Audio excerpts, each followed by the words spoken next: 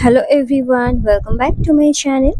তো আজকে আমি যেটা নিয়ে কথা বলবো সেটা হচ্ছে 2025-এ এক্সপেক্টেড কাট অফ কত হতে পারে।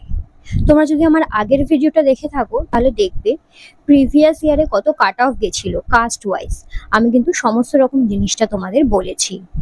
এইবারে আজকের ভিডিওতে আমি তোমাদের দেখাবো যে এইবারে 2025-এ এক্সপেক্টেড কাট অফ মানে কত কাট অফ হলে তোমাদের একটা পোস্ট পুরোপুরি সিকিউর থাকবে, মানে কত কাট অফ যেতে পারে এই ইয়ারে।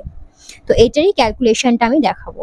তো তোমরা যদি জানো, তো তোমরা জানো যে আগের ইয়ারে যে কাট অফটা কাউন্ট করা হয়েছিল সেটা কিন্তু মাধ্যমিকের মার্কস, এইচএস এর মার্কস প্লাস হচ্ছে জিএনএম এর মার্কস টোটালটা ক্যালকুলেশন করে হয়েছিল। বাট এইবারে যে কাট অফটা ক্যালকুলেশন করা হয়েছে শুধুমাত্র কিন্তু হায়ার সেকেন্ডারি মার্কস আর জিএনএম এর একাডেমিক মার্কসের ওপর কিন্তু ক্যালকুলেশনটা হচ্ছে। তো এইবারের ক্যালকুলেশনটা কিন্তু আগের বারের ক্যালকুলেশন থেকে আলাদা। আর আগের বারে যেহেতু মানে সেকেন্ডারি মানে মাধ্যমিকের মার্কসটা ক্যালকুলেশন হয়েছিল, এবারে কিন্তু মাধ্যমিকের মার্কস ক্যালকুলেশন হচ্ছে না। তাই এই বছরের কাট অফ কিন্তু আরো বেশি যাবে, ঠিক আছে।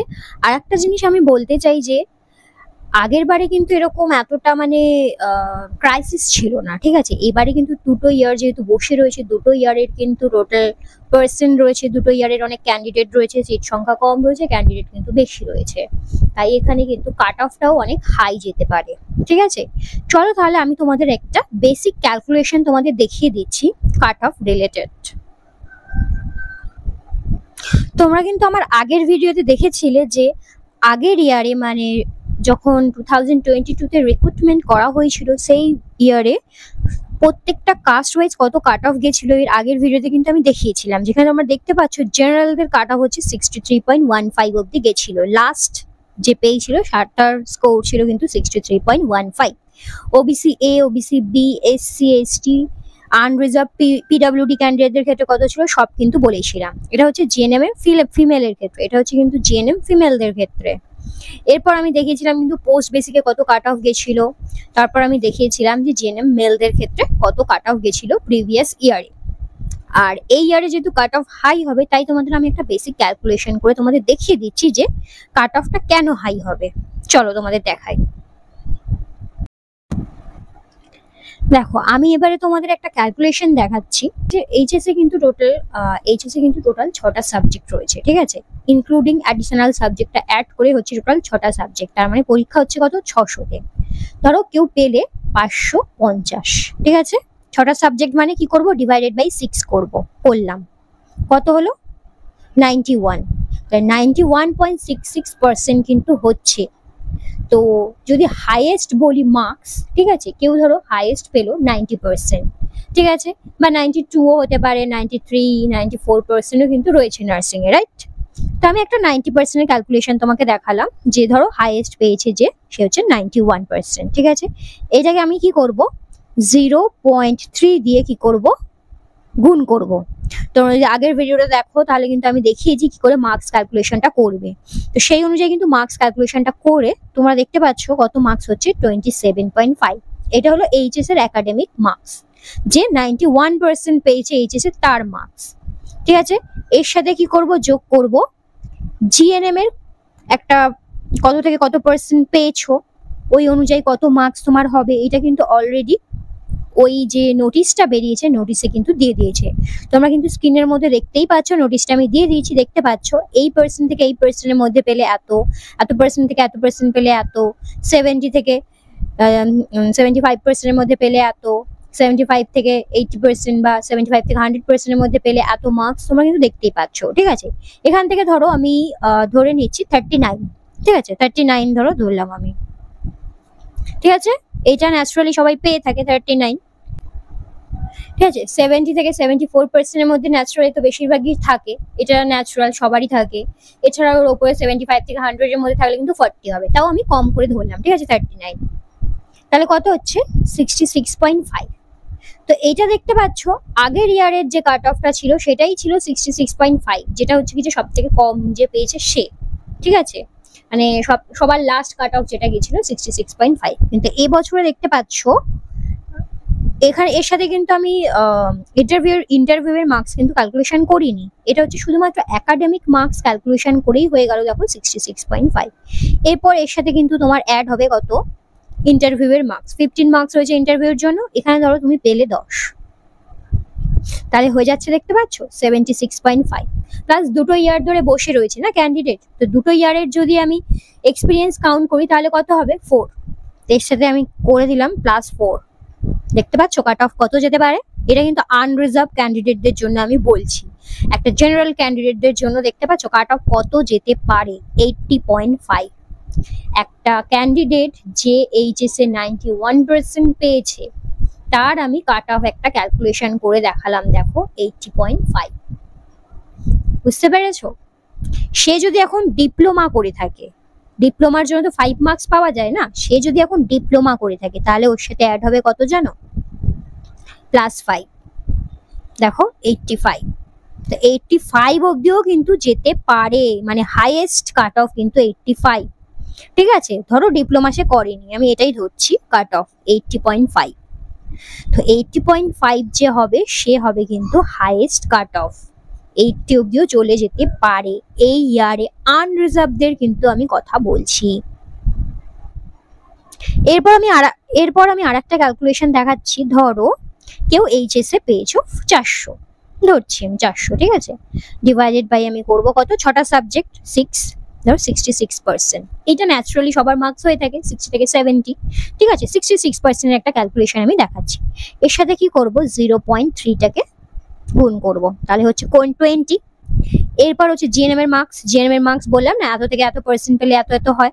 তো ধরো কেউ পেলো 70 থেকে 75% এর মধ্যে, তো তার মার্কস কত হবে 39, হয়ে গেল 59 উইদাউট ইন্টারভিউ। ঠিক আছে, এরপর ধরো ও ইন্টারভিউ দিল, এরপর ইন্টারভিউয়ের মার্কস, ইন্টারভিউয়ে ধরো সে পেলো 10, হলো কত 69। ঠিক আছে, এরপর যে দুটো ইয়ার বসে রয়েছে তারাও তো দুটো ইয়ারের এক্সপিরিয়েন্স হচ্ছে না, 4 অ্যাড করলাম, দেখো 73। তো 73 দেখতে পাচ্ছ, একটা 66 পাওয়া ক্যান্ডিডেটেরও কাট অফ যাচ্ছে কত 73। তো তুমি 70 থেকে 75 এর মধ্যে ধরতে পারো কাট অফ। তো আনরিজার্ভদের কাট অফ কিন্তু যেতে পারে কত 70 অবধি কিন্তু উঠতে পারে, 70 থেকে 75% অবধি কিন্তু কাট অফ তোমাদের যেতে পারে এই ইয়ারে একটা আনরিজার্ভ ক্যান্ডিডেটদের জন্য। ঠিক আছে, তো তোমরা বুঝতেই পারছো কাট অফ কত হাই যেতে পারে।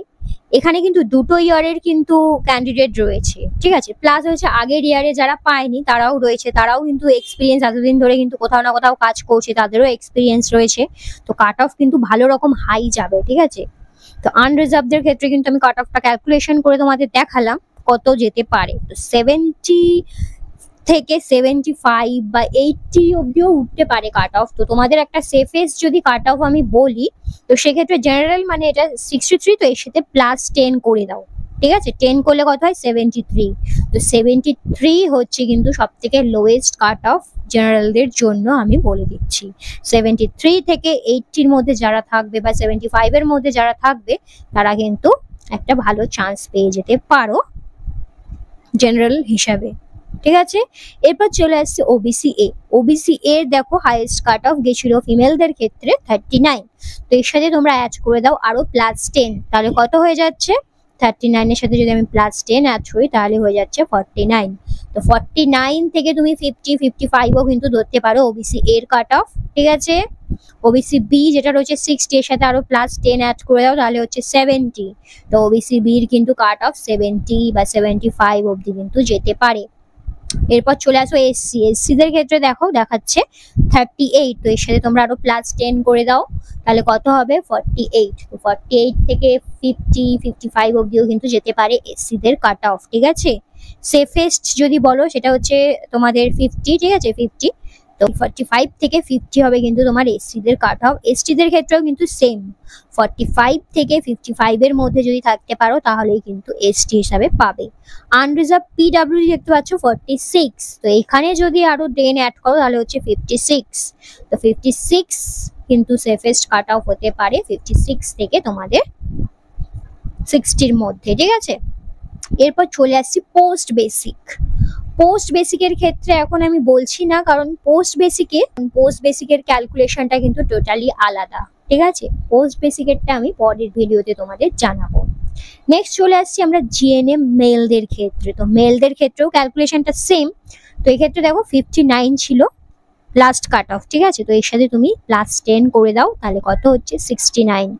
তো 69 কিন্তু হতে পারে ছেলেদের জেনারেল হিসাবে কাট অফ, ঠিক আছে? 69 বা তুমি ওর সাথে অ্যাড করে দাও 70, মানে 70 থেকে তোমার 75 এর মধ্যে কিন্তু তোমাকে থাকতে হবে, তবেই কিন্তু একটা সেফেস্ট র্যাঙ্ক তুমি পেয়ে যেতে পারো।